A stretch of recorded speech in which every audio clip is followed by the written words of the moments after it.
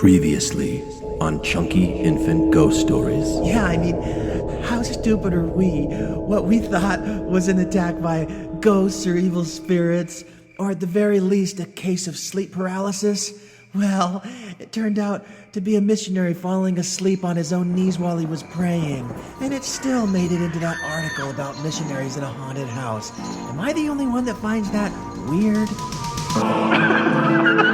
This is Infants on Thrones. Chunky Infant Ghost Stories. Chunky Infant Ghost Stories.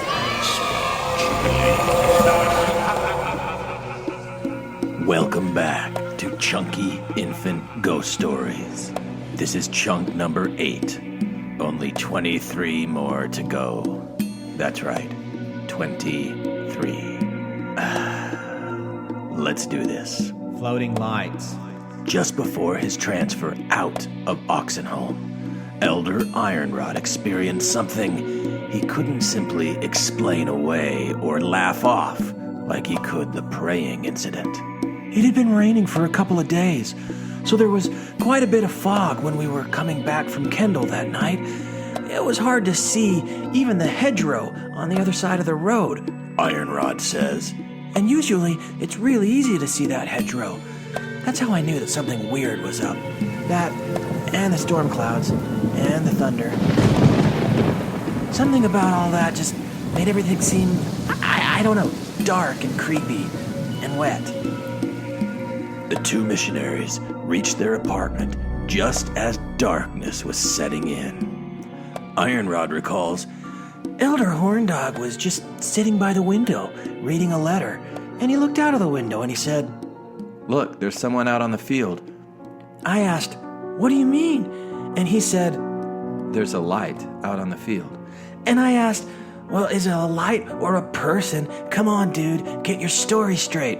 And he was like, "Well, something out there is glowing. Maybe someone's holding a Coleman lantern, or perhaps holding a Redivac flashlight filled with Duracell batteries, or maybe a little kid playing with a Hasbro Light Bright, or a General Electric Speak and Spell. And I'm running out of ways to seamlessly place our product placement ads, Elder Ironrod. Have we described it all enough?" So they creeped curiously up to the window, and they looked outside to see if anything else was out there besides quite a bit of fog. We creeped curiously up to the window, and we looked outside to see if we could see anything else out there besides quite a bit of fog, said Elder Ironrod. But then we saw the light just like coming back to the house. It came to the first row of stone fences, and I expected it to stop or hesitate while someone made their way over the fence. But it didn't. It just continued to float past. The light came down the pasture to within 100 feet of the missionary's window before disappearing into a cluster of trees just a little beyond the house.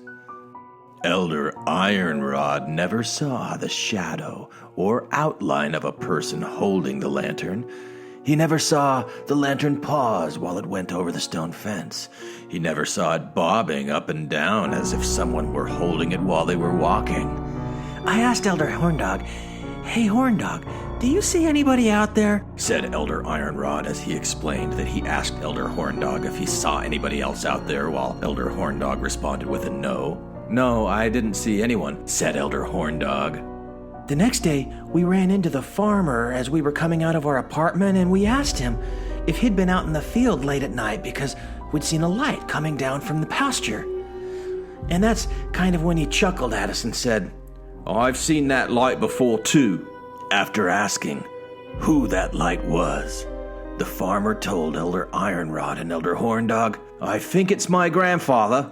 I think he comes out here to check on the farm and on the house." That's when I knew that the farmer was talking about a ghost, Ironrod continues. He said, "Well, he comes to check out the house from time to time. My wife and I will hear him in the house as he moves things up around the house and opens the door. He reached out and tried to shake my hand once, but when I didn't grip his fist in just the right way, he bailed. I guess I didn't know the secret handshake." But we do. We know the eternal handshake. We can teach you the eternal handshake, said two excited elders at exactly the same time. After that, Elder Horndog and I started to wonder if this grandpa was coming up to our apartment too and moving things around in our place. Ironrod adds. You know, to get us to teach his grandson, the farmer, to get him closer to salvation and to that sacred handshake. You know, I probably shouldn't even be talking about this. But, okay, anyway, so the farmer never seemed creeped out by the visits. He seemed comforted that his grandfather was coming back to check up on things. We started teaching him the missionary discussions that very day, and that's when things started to get really weird. Next on Chunky Infant Ghost Stories. I don't get it. His grandfather wanted us to teach him, right?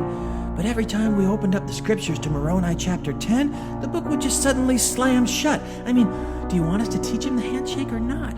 Maybe there were other ghosts, like Jehovah's Witness ghosts. Come support us over on Patreon. Because we're totally worth it. We should follow him too.